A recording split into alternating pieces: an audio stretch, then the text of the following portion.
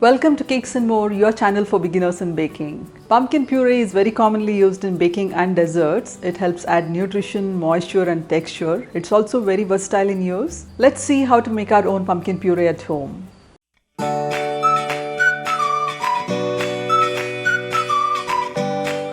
Very soon it's going to be that time of the year when it's going to be literally raining pumpkin recipes all around, like pumpkin cake, pumpkin pie, pumpkin pancakes, pumpkin bread and whatnot.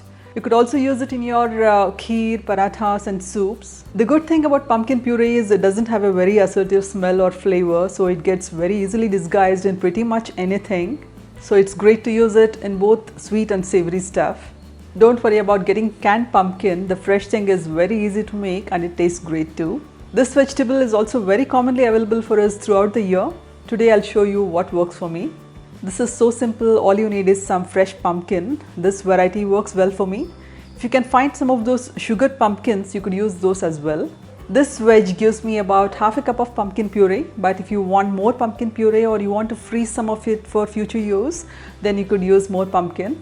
I prefer baking the pumpkin in the oven. You could also cook it in the microwave or even in the pressure cooker. We'll come to the other two methods later in the video. Whether cooking it in the microwave or baking it in the oven, we need to remove the stem of the pumpkin because we do not want to take the risk of this thing burning in the oven. We will scoop out the seeds and this fibrous part here. For all three methods I'm showing today, we need to scoop out the seeds and this fibrous part here.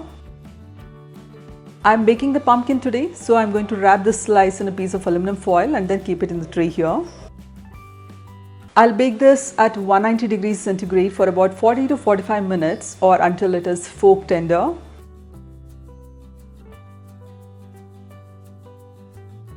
The time would of course vary depending on your oven and the size of the pumpkin you would be using. We will check around 40 minutes and bake it for a few minutes more if necessary.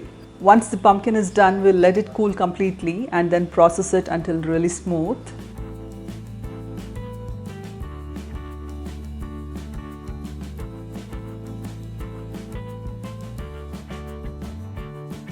We want the puree really thick, so do not add water when you're processing it. I do not add water when I'm processing it, but if it's difficult to process, then I add about a teaspoon of water.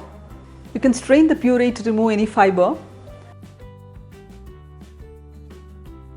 So this is our pumpkin puree, it's ready to use. But if I'm in a real hurry, I'll cook it in the microwave on microwave mode. We'll simply place this slice in a glass bowl and then cover it with a plate. This is very important as we want to trap the steam inside. I'll microwave this on high power for about 4 minutes and mine is a 900 watt microwave.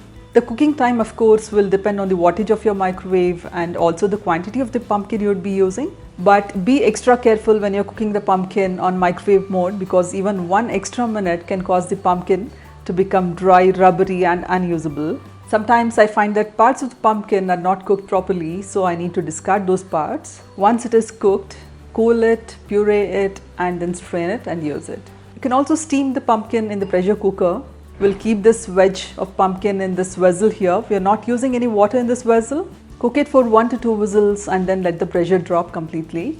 Again, scoop out the flesh as usual and then puree it. There may be some juices of the pumpkin in the vessel here. Do not add it to the puree. We want the puree really thick and adding these juices will make it watery. We do not want that. I personally find that pressure cooked pumpkin puree is slightly more watery as compared to the one baked in the oven. For use in baking particularly, I prefer baking the pumpkin as I find that it bakes most evenly and really well. You should of course try all three methods and stick to whatever works best for you. You can store the puree in the fridge for a couple of days. You could also freeze the puree, say in half cup portions. I'll be back soon with more recipes for the fall. Please subscribe and stay tuned.